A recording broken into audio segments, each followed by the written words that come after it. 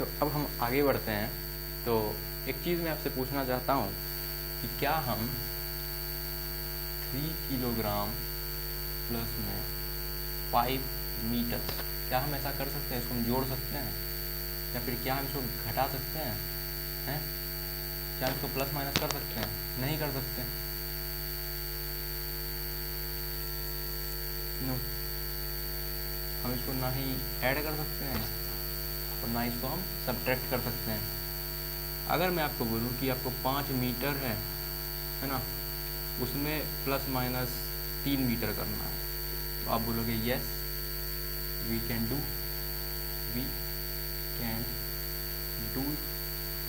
No we can't do, है ना, नहीं कर सकते और इसको कर सकते हैं। तो ऐसा क्या है कि हम इसको कर सकते हैं और ऐसा इसको नहीं कर सकते हैं? ऐसा कुछ तो होगा। आप बोलोगे यूनिट्स, इसमें मीटर है, ये भी मीटर है, ये सेम यूनिट्स है, सेम यूनिट्स, और यहाँ पे क्या है? डिफरेंट यूनिट्स,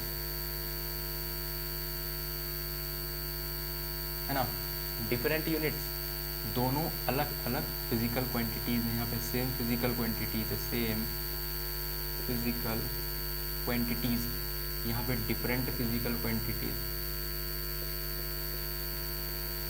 क्यों? क्योंकि ये तो भाई क्या है? किलोग्राम, और ये क्या है? मीटर। किलोग्राम यानी कि मास m, और ये क्या है? मीटर यानी कि लेंथ। दोनों के दोनों डिफरेंट यूनिट्स हैं और डिफरेंट फिजिकल क्वांटिटीज़ हैं, इसलिए हम इसको ऐड नहीं कर सकते।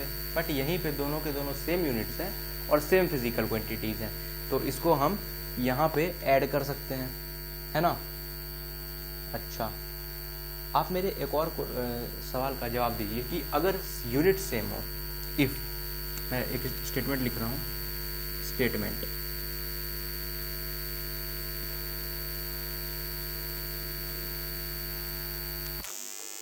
if units of two physical quantities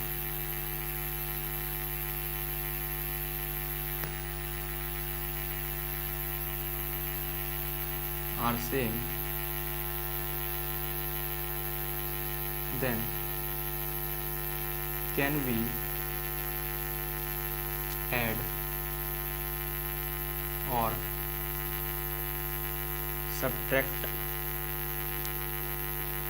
them? बताओ, if units of two physical quantities are same, अगर दो फिजिकल क्वांटिटीज हैं उनके यूनिट सेम है, तो क्या हम उसको जोड़ या घटा सकते हैं? तो आंसर है नो, नहीं कर सकते ऐसा। क्यों?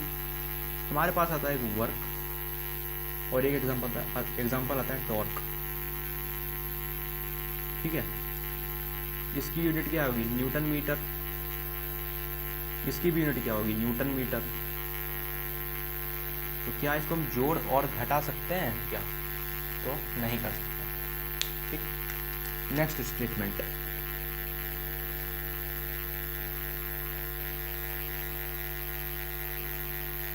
इफ यूनिट्स एंड डायमेंशन, अच्छा और एक और चीज़, हाँ अच्छा इसमें बताता हूँ। If units and dimensions of two physical quantities are same, ठीक, सो कैन वी ऐड और subtract them, units and dimensions of two physical quantities and they are of same nature। एक और चीज़ में आप ऐड कर लो, एंड, या रुको फिर से लिख देता हूँ इसको,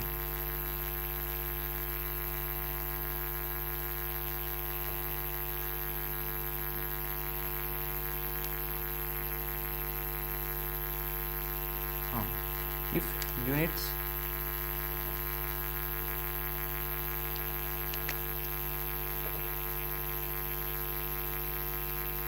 डायमेंशन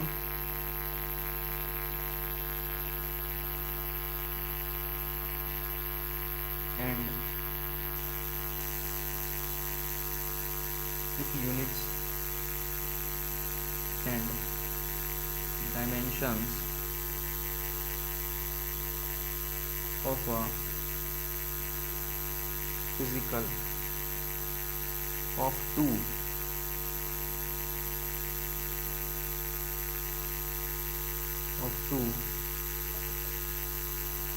physical quantities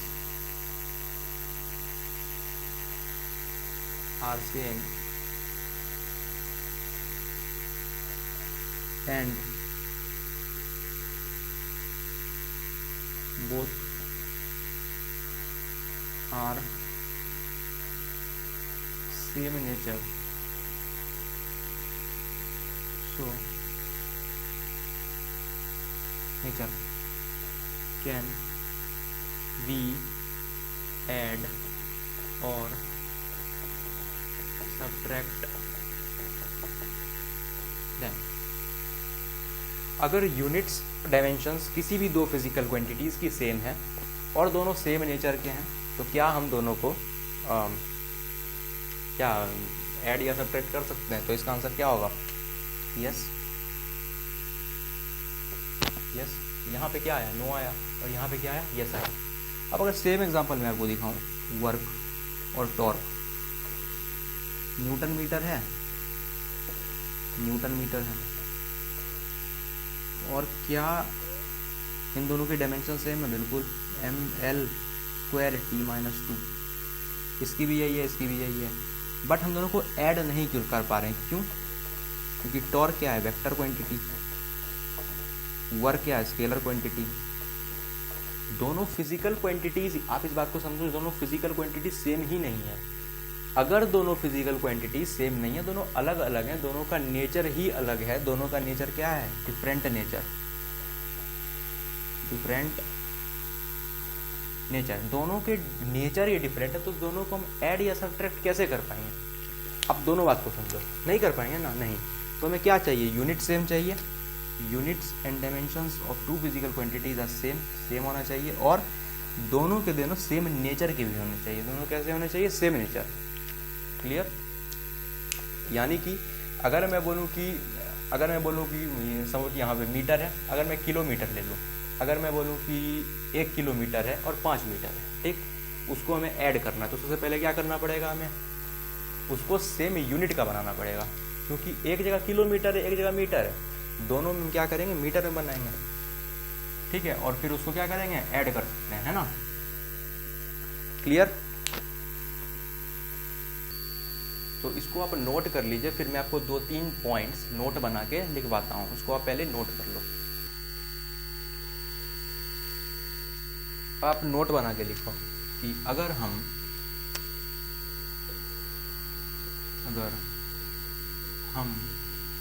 दो फिजिकल क्वांटिटीज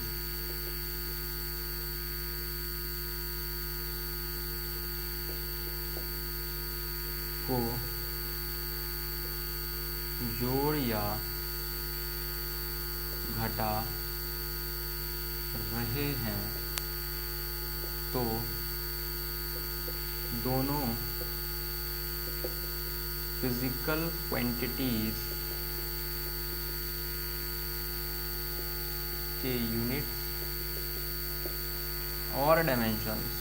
क्वांटिटीज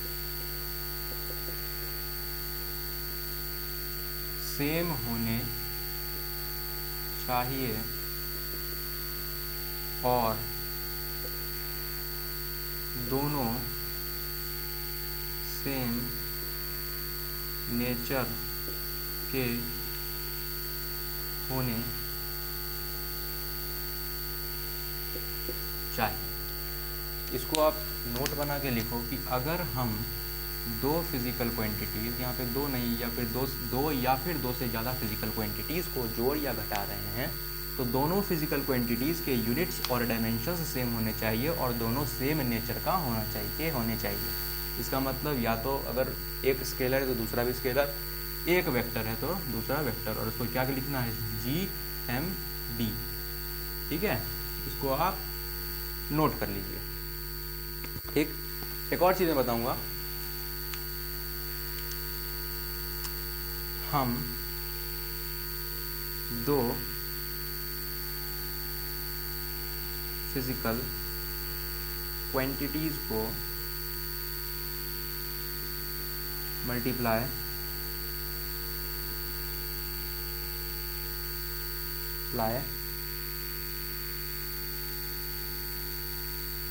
या डिवाइड कर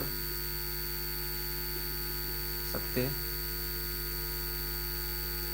हैं। हम दो फिजिकल क्वांटिटीज को मल्टीप्लाई कर सकते हैं, लेकिन जोड़ने और घटाने में क्या कंडीशन है कि दोनों की यूनिट सेम होनी चाहिए, दोनों की डायमेंशन सेम होनी चाहिए, डायमेंशनल फार्मूला सेम होना चाहिए, और दोनों सेम नेचर के होने चाहिए। ठीक, ओके, इसको मैं डायमेंशनल फार्मूला लिख देता हूँ। डायमेंशनल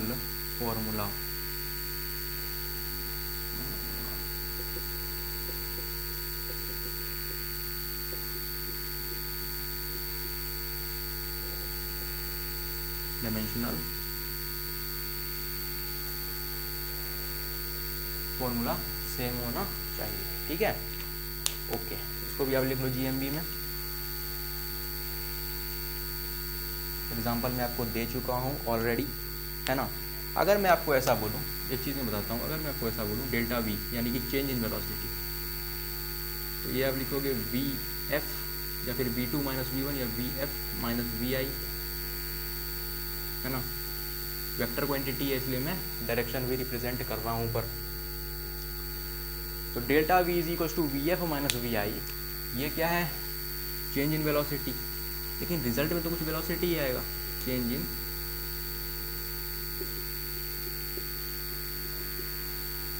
ये क्या है, ये है फाइनल वेलोसिटी, ये क्या है, इनिशियल वेलोसिटी,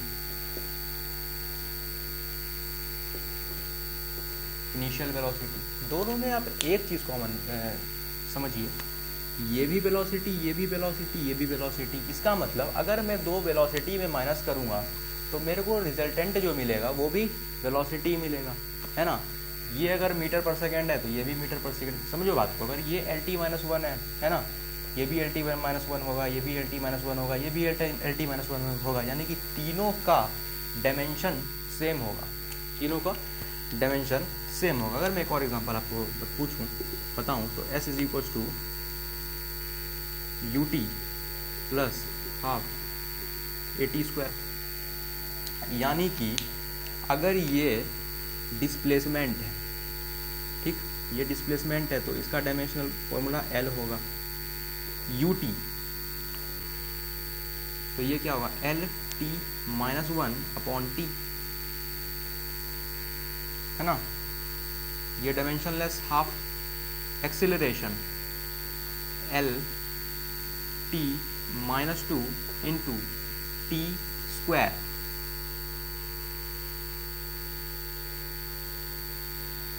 ठीक है, समझना इसको। ये सॉरी, ये थोड़ा गलत हो गया, दिस इज T, ठीक। तो आप देखना, ये T माइनस 1 और ये T कैंसिल, ये T माइनस 2 ये T2 कैंसिल, यानी कि यहाँ भी L बचा, L इज इक्वल टू इधर भी L इधर भी L, डायमेंशन के हिसाब से, यानी कि ये तीनों क्या है, सेम डायमेंशन के हैं। ये अगर लेंथ है, ये if this is length, it implies that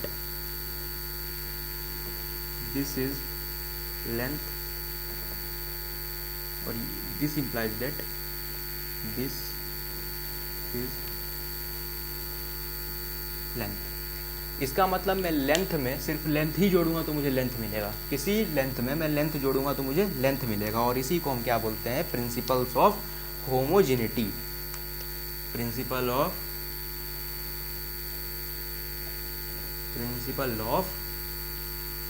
homogeneity,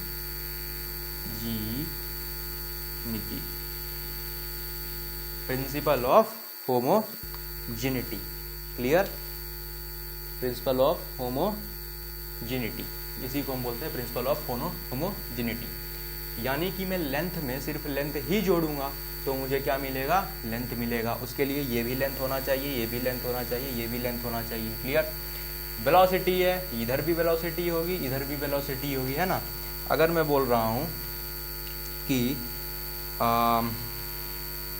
मैं कुछ ए में ठीक बी जोड़ूं तो मुझे कुछ सी मिल रहा होगा। ठीक, अगर मैं ऐसा कर रहा हूँ, समझना बात को, तो यहाँ पे, या फिर ऐसा मैं बोलूँ, सुनो, A1 प्लस A2, इससे मैं कुछ A3 बना रहा हूँ। ठीक है, A3। ठीक, अगर मैं ऐसे एरो दे देता तो बहुत सारे बच्चे बोलते हैं केमिस्ट्री की रिएक्शन है, मोल कॉन्सेप्ट की, है ना। तो A1 में अगर मैं A2 जोड़ूं और मुझे A3 और A3 मिला, इसका मतलब तीनों के डायमेंशन सेम होंगे। अगर ये लेंथ है तो ये भी लेंथ, ये भी लेंथ, ये मास है तो ये भी मास, ये भी मास, ये टाइम है तो ये भी ये टाइम है तो ये भी टाइम होगा, और यह भी टाइम होगा। ठीक है, तो इसका मतलब है कि दोनों के यूनिट और डायमेंशन क्या होने चाहिए? सेम होने चाहिए, यूनिट्स सेम। अगर मैं जोड़ पा रहा हूँ इन दोनों को, तो दोनों के यूनिट सेम होंगे, डायमेंशन सेम होंगे,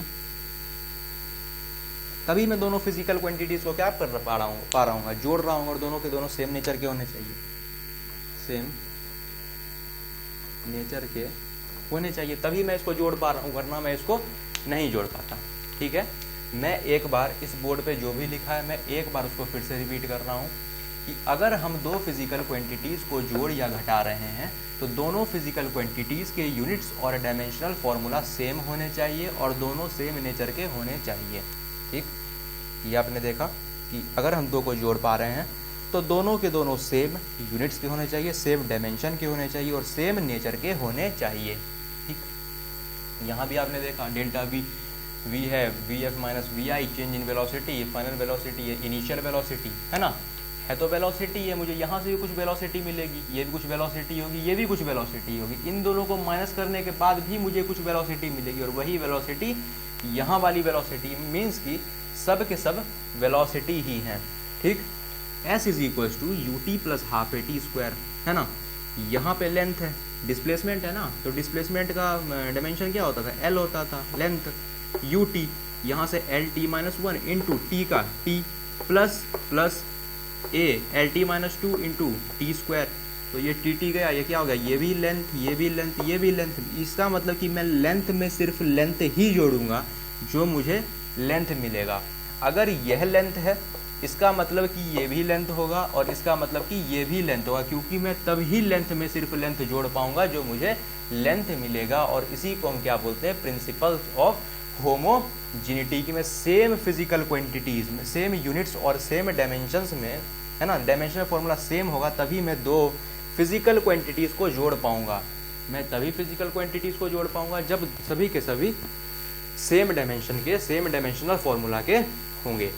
ठीक है, लेकिन हम दो फिजिकल क्वांटिटीज को मल्टीप्लाई या डिवाइड कर सकते हैं। हम दो फिजिकल क्वांटिटीज को मल्टीप्लाई भी कर सकते हैं और हम उसको डिवाइड भी कर सकते हैं। यहाँ पे हमने मल्टीप्लाई भी किया, है ना, और यहाँ जैसे एल टी माइनस वन और टी, है ना, कट गया, ये कर सकते हैं ऐसे मल्टीप्लाई डिवाइड, है ना। ठीक है, तो इसको आप नोट कर लो, फिर हम लोग क्या करेंगे, आगे बढ़ेंगे।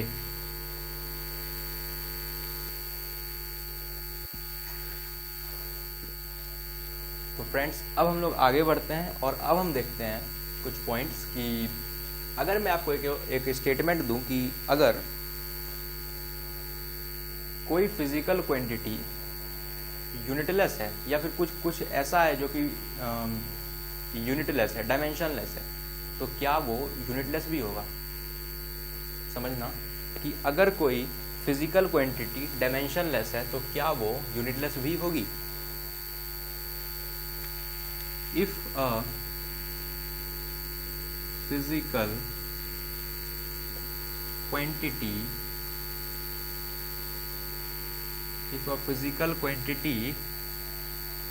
is dimensionless,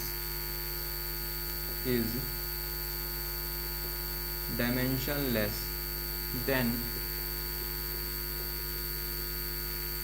it must B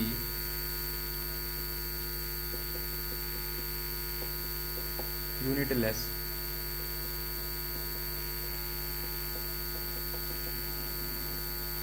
If a physical quantity is dimensionless, then it must be unitless. क्या होगा आंसर?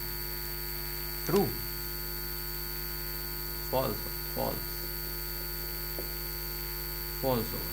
क्यों? इसका आप एग्जांपल देखो, दो एग्जांपल लेते हैं, स्टार्ट करते हैं। दो एग्जांपल लेते हैं। अगर मैं एक एग्जांपल लूँ, स्ट्रेन, स्ट्रेन ये क्या होगा? Change in length upon total length. ये भी एल होगा, ये भी एल होगा, यानी कि ये 1 आएगा जो कि एक डायमेंशनलेस आ जाएगा और यूनिटलेस भी आएगा। तो यहाँ से बहुत सारे बच्चे बोल सकते हैं कि अगर कोई फिजिकल क्वांटिटी डायमेंशनलेस है तो क्या वो यूनिटलेस भी होगी, लेकिन मैंने तो यहाँ फॉल्स लिख रखा है।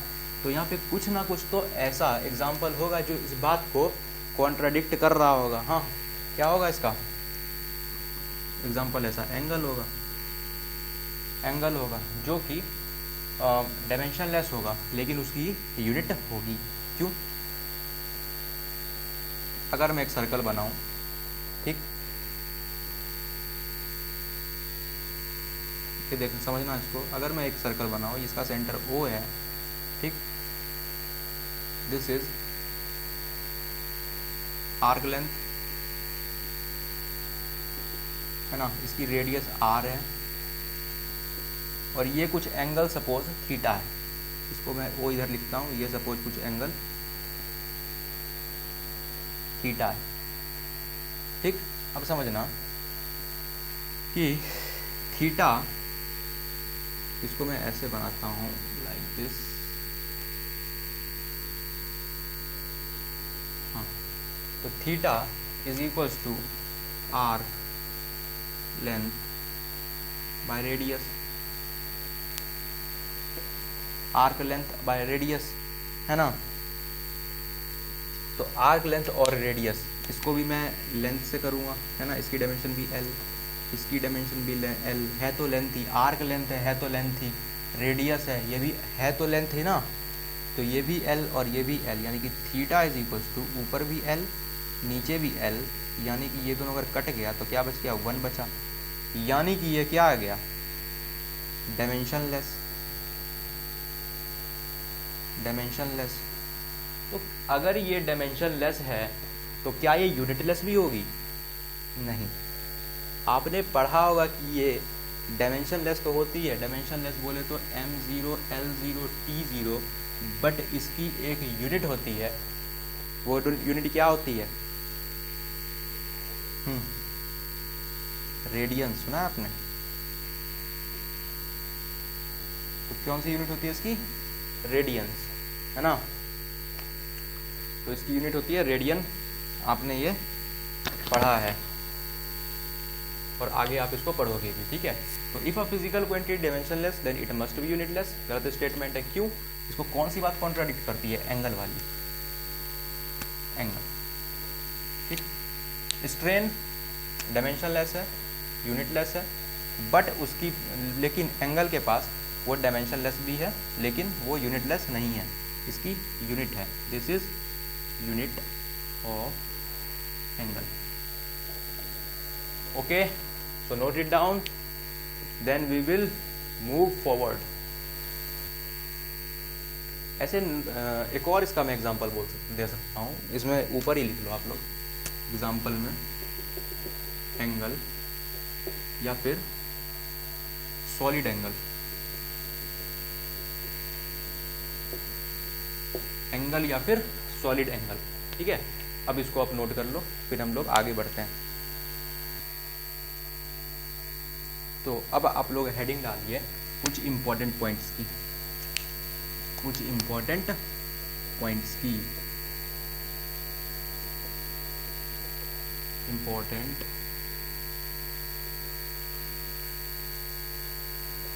Important points. कौन कौन से इंपॉर्टेंट पॉइंट्स?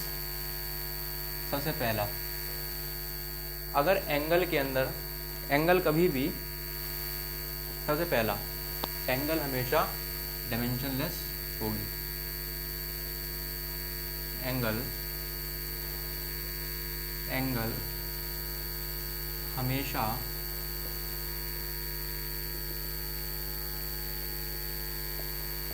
डायमेंशनलेस होगी। ठीक, दूसरी साइन के अंदर साइन, कॉस, टेन, कॉट, सेक और कोसेक, सेक एंड कोसेक, या आप ऐसे लिखो, all trigonometric functions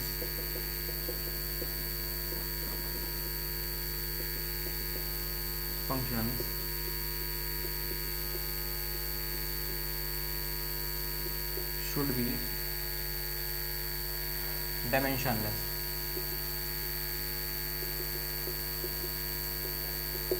all trigonometric functions should be dimensionless. ठीक है, फंक्शंस ना लिखिए, आप रेशियोज लिखो। All trigonometric ratios should be dimensionless. ठीक, और क्या होगा, लॉग के अंदर कुछ भी है या इसको आप ऐसे लिखो, all trigonometric functions are dimension should be dimensionless, यानी कि साइन के अंदर कुछ भी हो, कुछ भी, इसमें लिख देता हूँ कुछ भी, या फिर साइन के अंदर एनीथिंग, ये क्या होगा, डायमेंशनलेस होगा।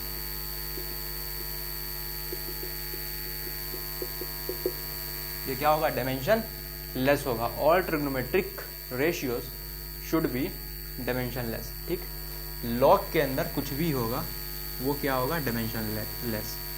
लॉग के अंदर कुछ भी होगा, एनीथिंग, ये क्या होगा, डायमेंशनलेस। ये क्या होगा, डायमेंशन लेस होगा। क्लियर। अगर ई के पावर में कुछ भी है तो वो भी क्या होगा, डायमेंशन लेस होगा। ई के पावर में कुछ भी है तो डायमेंशन लेस। ई की पावर, सपोज एक्स लिखा हुआ है, कुछ भी लिखा हुआ है, तो ये क्या होगा, डायमेंशन, या ऐसे लिखते हैं जैसे पहले लिख रहे थे, ई एनीथिंग। ठीक, एग्जांपल दे देता हूँ मैं सबके।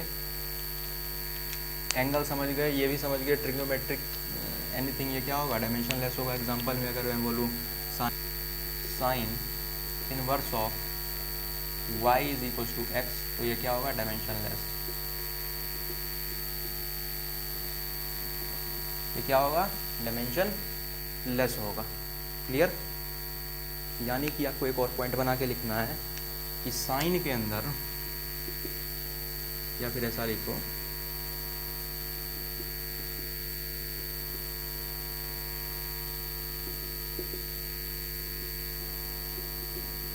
रेशियोज, ट्रिग्नोमेट्रिक रेशियोज के अंदर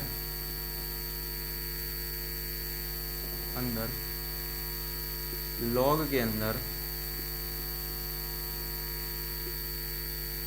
लॉग के अंदर ई के ऊपर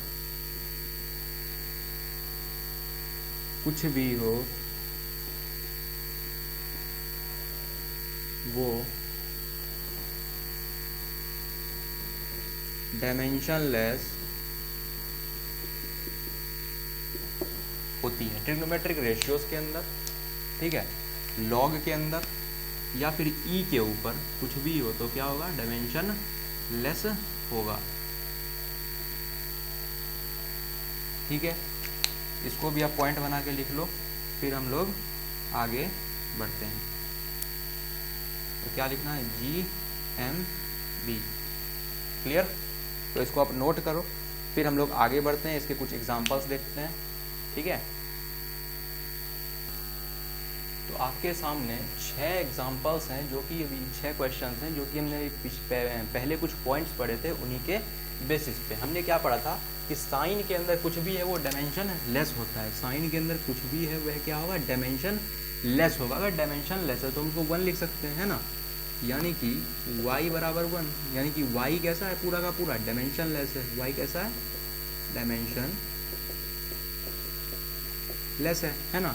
यानी कि ए टी स्क्वायर, ये भी क्या होगा, डायमेंशन लेस होगा, टी टाइम है ना, टी की डायमेंशन टी टाइम, यानी कि 1। तो A is equals to T minus 2, यानी कि टी ए की डायमेंशन क्या आ गई, टी माइनस 2, तभी ये पूरी की पूरी क्वांटिटी डायमेंशन लेस होगी, है ना। जब ए की डायमेंशन टी माइनस 2 होगी तब ये पूरी की पूरी डायमेंशन लेस होगी, जैसे कि हमने पीछे पॉइंट में पढ़ा था कि साइन के अंदर कुछ भी हो उसको डायमेंशन लेस होना ही होना है, ठीक है। Next y is equal to sine this, ये पूरी फिर से डायमेंशन लेस है, यानी कि A T cube plus B x square, है ना। इसको कैसा होना पड़ेगा, डायमेंशन लेस होना पड़ेगा, 1 के बराबर डायमेंशन लेस होना पड़ेगा, डायमेंशन लेस, यानी कि A T cube plus sorry is equals to B x square is equals to 1। मैंने इक्वल्स टू क्यों लिखा है यहाँ पे तो प्लस लिखा हुआ है। मैंने आपको पीछे यह भी बताया था कि हम दो फिजिकल क्वांटिटीज़ को ऐड कर पाएंगे, मतलब कर रहे हैं, इसका मतलब दोनों कैसे होंगे, ऐसे होंगे। ये देखा था ना, S is equals to U T plus half A T square, यहाँ भी लेंथ तब यहाँ पे लेंथ आया था, ठीक है, ओके। इसका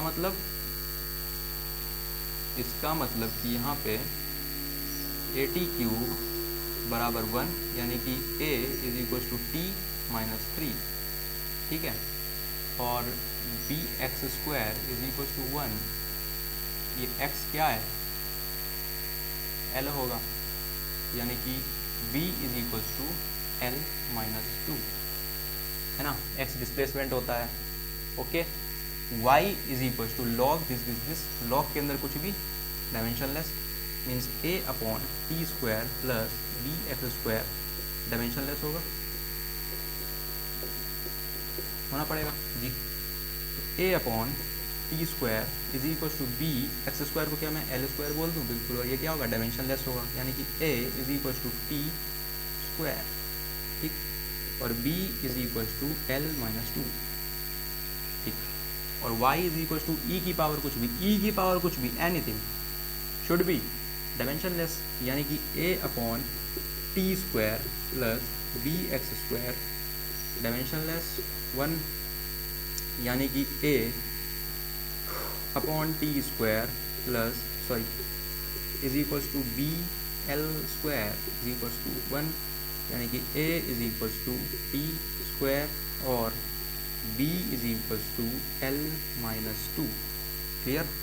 similarly a is equal to y is equal to a e to the power b x square plus c x plus d t cube. तो a यहाँ पे क्या है, एम्पलीट्यूड, यानी कि y इज इक्वल टू, ये कुछ ऐसा लिखा है, एम्पलीट्यूड है तो लेंथ l, और ये क्या लिखा है, 1 लिखा हुआ है, क्योंकि ये क्या है, डायमेंशन लेस है, समझ रहे हो। सिमिलरली यहाँ भी अगर मैं बोलूँ तो y is equal to a, यानी कि लेंथ में l, और ये कैसा लिखा हुआ है, डायमेंशन लेस लिखा हुआ है ना, यहाँ पे कुछ ऐसा है, क्लियर। अच्छा, तो इसको मैं क्या लिखूंगा, y इज इक्वल टू, ये तो पूरा l है ये,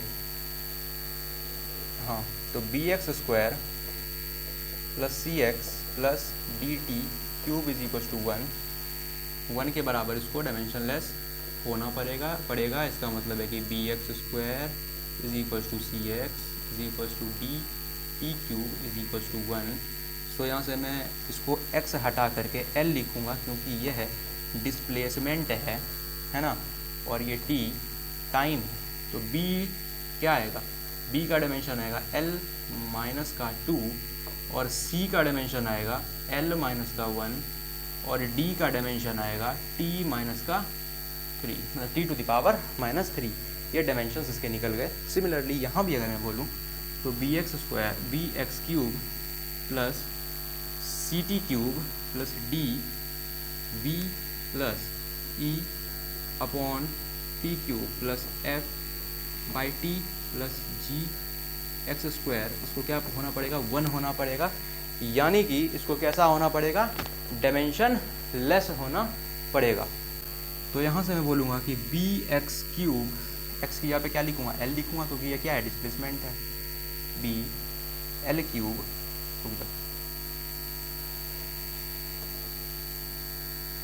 B L cube is equals to C T cube is equals to D है V volume, D L cube is equals to E upon T cube plus is equals to F upon T is equals to या G x square, यानी कि G L square is equals to 1, है ना।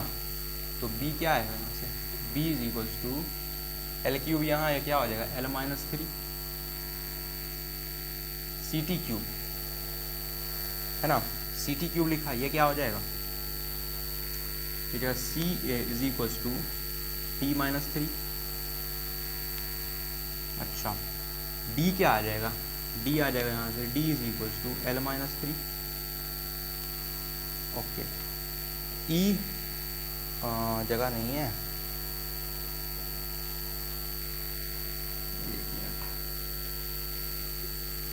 एक minute guys, hold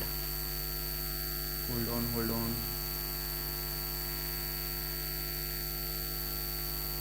इसको मैं अगर direct लिखूं तो b is equals to l minus 3, c is equals to T minus 3, d is equals to l minus 3, है ना।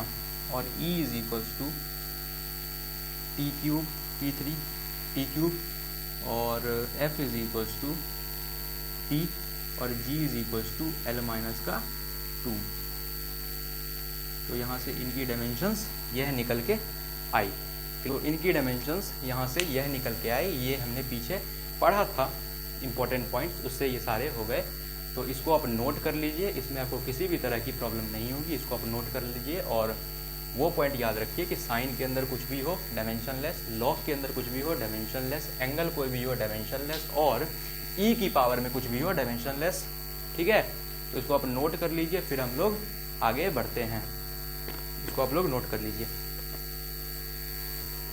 अब हम लोग अपने अगले टॉपिक की बात करते हैं, जो कि है डायमेंशनल एनालिसिस। उसमें सबसे पहले आता है एप्लीकेशन ऑफ डायमेंशनल एनालिसिस, ठीक है। डायमेंशनल एनालिसिस के एप्लीकेशन, तो सबसे पहला जो हमारे पास आता है, to find the dimensional formula of unknown quantity. क्या आता है, to find dimensional formula of unknown quantity, to find dimensional formula of unknown quantity, जो कि हम लोग अभी तक कर रहे थे। अगर मैं बोलूं, इसका मैं एक ही एग्जांपल कराऊंगा, क्योंकि हम इतने देर से वही कर रहे थे स्टार्टिंग में, कि g इज इक्वल्स टू, या फिर जैसा मैंने स्टार्टिंग में बताया था, f is equals to g m1 m2 by r square, so g is equals to f r square upon m1 m2, है ना। अब हमें g का डायमेंशनल एनालिसिस करना है, मीन्स g पे हमें g का डायमेंशनल फॉर्मूला नहीं पता है, तो हम क्या बोलेंगे कि एफ आर स्क्वायर, यानी कि m l T minus 2 into l square upon m into m। तो आप बोलोगे this is m l cube t minus 2 upon m square, है ना। और यहाँ से आप बोलोगे m minus 1 l cube t minus 2, और यही क्या है, g का डायमेंशनल फॉर्मूला निकल गया, m माइनस 1 l क्यूब और t माइनस 2, है ना। तो ये हम इतने देर से यही कर रहे थे कि to find the dimensional formula of unknown quantity. हमें g का डायमेंशनल फार्मूला नहीं पता था, है ना, हमें g का डायमेंशनल फार्मूला नहीं पता था इस g का, और हमें निकालना था। तो हमने क्या करा, इक्वेट कर दिया। हमें इनका पता था, तो हमने क्या करा, इसको मल्टीप्लाई करा, ऐसे एफ आर स्क्वायर और m1 m2 को नीचे ले आए, है ना, और ऐसे हमने ये निकाल दिया। ये हम पहले से करते आ रहे हैं। तो अब सेकेंड हम लोग आगे बढ़ते हैं। तो पहला था to find dimensional formula of unknown quantity. हमें जो है डायमेंशनल फार्मूला निकालना है किसी अननोन क्वांटिटी का। ये तो हम बहुत देर से करते आ रहे थे, है ना। ये हम बहुत देर से यहाँ पे करते आ रहे थे कि जी का, और जी का हमने निकाला भी था पहले, और बहुत सारे डायमेंशनल फार्मूलाज हमने निकाले थे। तो हम इसमें नया क्या करने वाले हैं वो हम आगे देखते हैं, पहले आप इसको नोट कर लो। तो सेकंड हमारे पास आता है we can check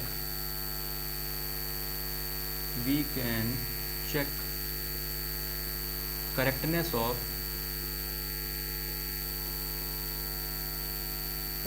of any formula dimensionally.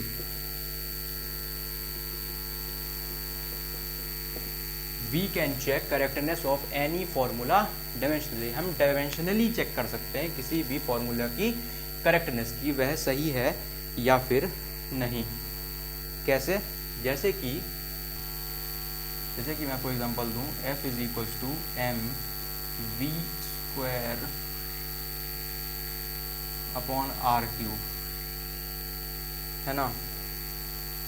अगर मैं आपको एग्जांपल दूं F is equals to m v square upon r cube, और मैं बोलूँगा कि चेक करो कि यह फॉर्मूला करेक्ट है या फिर नहीं डायमेंशनली, ये फॉर्मूला डायमेंशनली करेक्ट है फिर नहीं। तो आप कैसे करोगे? फोर्स का आपको पता है MLT-2, तो इधर क्या लिखोगे? मास के लिए M, वेलोसिटी के लिए LT-1 उसका whole square, L square T-2 LT-1 यानी कि L square T-2 upon R cube यानी कि L क्यूब। तो ये क्या होगा? L-1 हो जाएगा। तो आप क्या करोगे? LHS साइड क्या है? MLT-2, ठीक है। LHS साइड तो यही है, ये LHS साइड है, और RHS साइड ये है। इसको आप अगर आगे सॉल्व करते हो तो ये होगा ML-1 T-2। तो LHS क्या है? MLT-2। यहाँ क्या है? ML-1 और T-2 यानी कि LHS is not equals to RHS। तो क्या है? This formula is dimensionally incorrect. तो क्या है ये? Dimensionally incorrect. This formula is dimensionally incorrect. Clear? अगर मैं एक और बोलूँ आपको कि v is equals to under root GM/r, हाँ, यहाँ पे डायमेंशनली ये फॉर्मूला कैसा है? इनकरेक्ट आ गया। क्लियर? अगर मैं इसमें बोलूँ तो यहाँ पे v क्या है? v है यहाँ पे ऑर्बिटल वेलोसिटी, r क्या है यहाँ पे? रेडियस ऑफ ऑर्बिट, m क्या है यहाँ पे? मास ऑफ अर्थ, और g क्या है यहाँ पे? ग्रेविटेशनल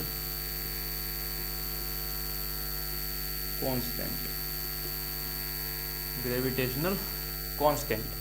अब मैं बोलूँ कि इसका आपको करेक्टनेस इसकी आपको चेक करनी है, ठीक है। तो आप क्या बोलोगे? v इज LT-1, और ये कैसा है हमारे पास? LHS साइड है ना, LHS। इसको किसके बराबर होना पड़ेगा? RHS के बराबर। RHS कौन है? RHS है हमारे पास under root of GM/r। g is the gravitational constant, और ग्रेविटेशनल कांस्टेंट आपको याद है, ग्रेविटेशनल कांस्टेंट हमारे पास क्या था? g is equals to FR square upon M1 M2 यानी कि ML, यानी कि ये क्या था? MLT-2 L square upon M square यानी कि M-1 L क्यूब और T-2 into mass M upon R L। Clear? तो आप क्या लिखोगे? और ये क्या है हमारे पास? RHS side. अगर आप RHS को और सॉल्व करोगे तो आपको मिलेगा M0 L square T-2 under root के अंदर, यानी कि ये बाहर आएगा M0 LT-1, यानी कि अगर मैं M0 को हटा दूँ तो ये आ जाएगा LT-1, जो कि LHS के बराबर है, यानी कि LHS is equals to RHS। ठीक है, तो आप यहाँ पे क्या बोलोगे कि this formula is dimensionally correct. ये कैसा फॉर्मूला है? डायमेंशनली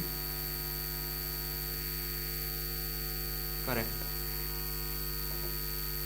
ये कैसा फॉर्मूला हो गया? Dimensionally correct. ठीक है, ऐसे हम लोग किसी भी फॉर्मूला की करेक्टनेस चेक कर सकते हैं बाय डायमेंशनली, है ना। डायमेंशनली में किसी भी फॉर्मूला को चेक कर सकते हैं कि वह सही है या फिर नहीं। इसको आप नोट कर लो, फिर इसको आप नोट कर लो, फिर हम लोग आगे बढ़ते हैं। अगर आपको कोई बोले कि काइनेटिक एनर्जी क्या होती है, काइनेटिक एनर्जी क्या होती है, तो आप बोलोगे हाफ एम वी स्क्वायर, है ना। मैं बोलूँगा हाँ बिल्कुल होती है।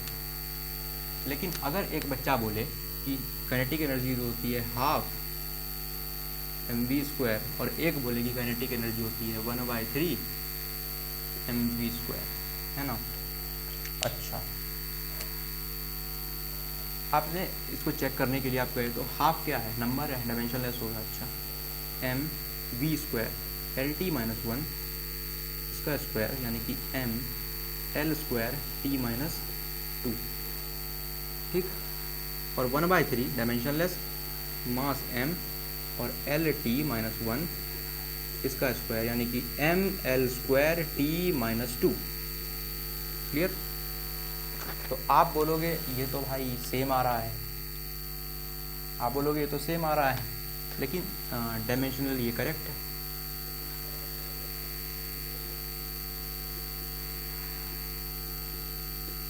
और डायमेंशनली ये करेक्ट है, और डायमेंशनली तो ये भी करेक्ट है। डायमेंशनली ये भी करेक्ट है, लेकिन ये फॉर्मूला गलत है और ये फॉर्मूला सही है ना। ये हमें कैसे पता चला? ये हमें पता चला दिस इज न्यूमेरिकली करेक्ट और दिस इज न्यूमेरिकली इनकरेक्ट। और ये हमें कैसे पता चला? वो तो हमें बहुत सारे एक्सपेरिमेंट्स है ना, और ऐसे हमने निकाला तो हमें पता चला। कैसे निकाला? तो साइंटिस्ट ने निकाला तो उन्हें एक्सपेरिमेंटली ये फॉर्मूला करेक्ट मिला, तो ये करेक्ट था। लेकिन हमारा काम यहाँ पे क्या है? हमारा काम है सिर्फ चेक करना कि वो फॉर्मूला डायमेंशनली करेक्ट है या फिर नहीं। तो डायमेंशनली ये करेक्ट है, ये डायमेंशनली इनकरेक्ट है, ये ये डायमेंशनली करेक्ट है, ये भी डायमेंशनली करेक्ट है, ये न्यूमेरिकली करेक्ट है, बट ये न्यूमेरिकली इनकरेक्ट है। इसका मतलब ये ओवरऑल करेक्ट है, overall correct, overall incorrect.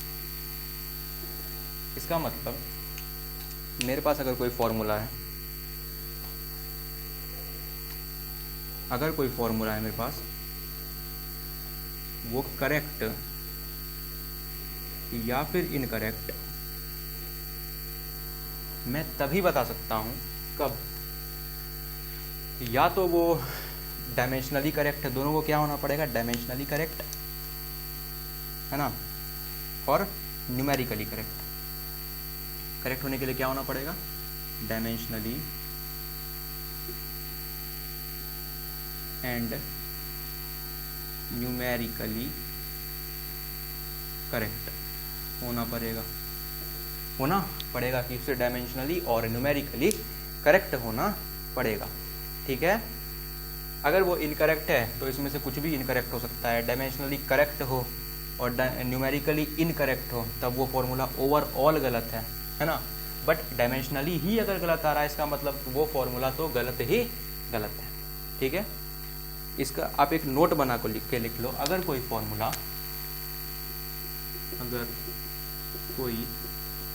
Formula dimensionally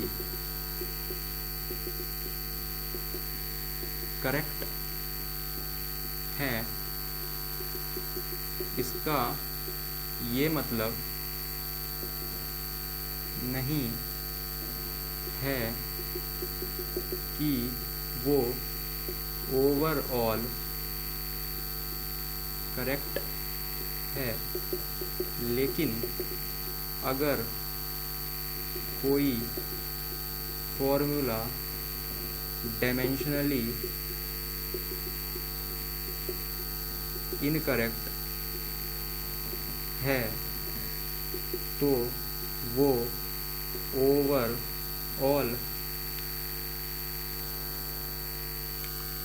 incorrect है। तो क्या लिखना है, कोई फॉर्मूला डायमेंशनली करेक्ट है, इसका ये मतलब नहीं है कि वो ओवरऑल करेक्ट है, लेकिन अगर कोई फॉर्मूला डायमेंशनली इनकरेक्ट है तो वो ओवरऑल भी इनकरेक्ट है। क्लियर? तो इसको भी आप पॉइंट बना के लिख लीजिए और ये हमारा आता है GMB में। क्लियर? तो इसको आप नोट कर लीजिए, फिर हम लोग आगे बढ़ते हैं। So this is the question. Time period of a simple pendulum depends on mass m of water length L of simple pendulum, acceleration due to gravity g, obtain the formula of time period t dimensionally। तो time period of a simple pendulum depends, कौन depend कर रहा है, time period. तो t is directly proportional to mass m, length l, acceleration due to gravity g, m to the power x हमें नहीं पता इसलिए हम x मान लेते हैं पावर, l की पावर y और g की पावर z। सो इसका फॉर्मूला डायमेंशनल फॉर्मूला निकलेगा m0 l0 t1 और ये है हमारे पास LHS। जब भी प्रोपोर्शनलिटी का साइन हटता है इक्वल्स टू में कन्वर्ट मतलब हटता है तो ये प्रोपोर्शनलिटी कांस्टेंट एक आता है जिसको बोलते हैं k, कुछ भी हो सकता है। तो एक प्रोपोर्शनलिटी कांस्टेंट आता है, हम एज्यूम करते हैं उसको k। This is m dimensional formula of m x, length के लिए l y है ना, और g is the acceleration due to gravity means l t minus 2 की पावर z। k एक कांस्टेंट है और ये कैसा होगा, इसलिए डायमेंशन लेस होगा, तभी ये फॉर्मूला करेक्ट होगा, है ना। डायमेंशन इसको लेस होना पड़ेगा जब भी कोई प्रोपोर्शनलिटी कांस्टेंट आएगा यहाँ पे, इसमें यूनिट्स और डायमेंशन में ये हमेशा कैसा होगा, डायमेंशन लेस होगा। ठीक है, तो this is mx l y plus z है ना, और फिर t माइनस 2 z। तो यहाँ से हम बोल सकते हैं कि कंपेयर करने के बाद कि m0 l0 t1 is equals to mx l y plus z और t माइनस का 2 z। तो ऑन कंपेयरिंग हम क्या बोलेंगे कि m की पावर 0 m की पावर x यानी कि x इज इक्वल्स टू 0। ठीक है, और y plus z is equals to 0 यानी कि y is equals to minus का z, t की पावर माइनस 2z यानी कि माइनस का 2z इज इक्वल्स टू 1 यानी कि z is equals to minus का 1/2। अगर z is equals to minus का 1/2 होगा तो मैं लिख देता हूँ कि y is equals to minus of z। तो माइनस ऑफ 1/2 यानी कि कैसा आ जाएगा, प्लस का 1/2, दिस इज प्लस का 1/2। तो यहाँ से हमें पता चला कि x 0 है,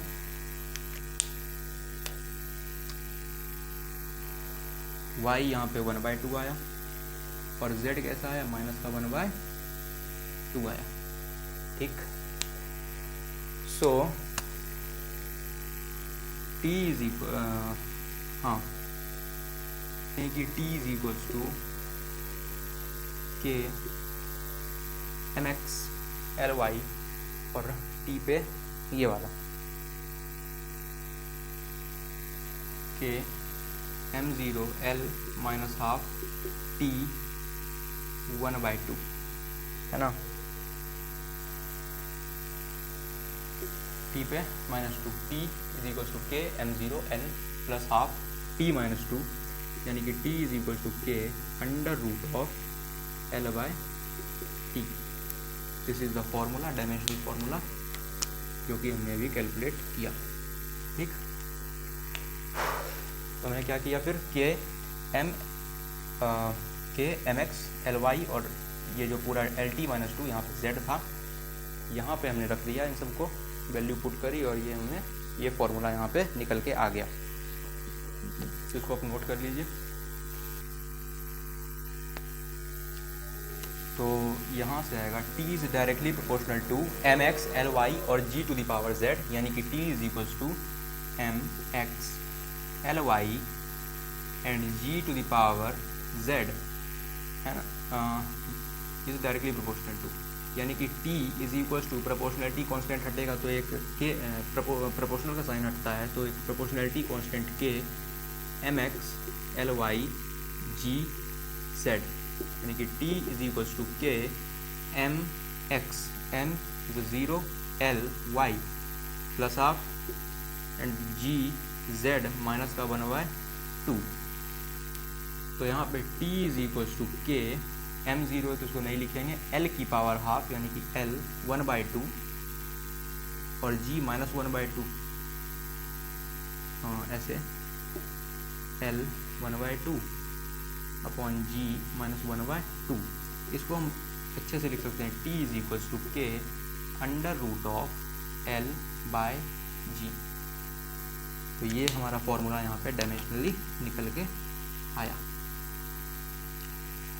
ठीक है, डायमेंशनली हमने इसको चेक करा, मतलब यहाँ से हमने इसको कंपेयर करा और ये फाइनली निकल के आया।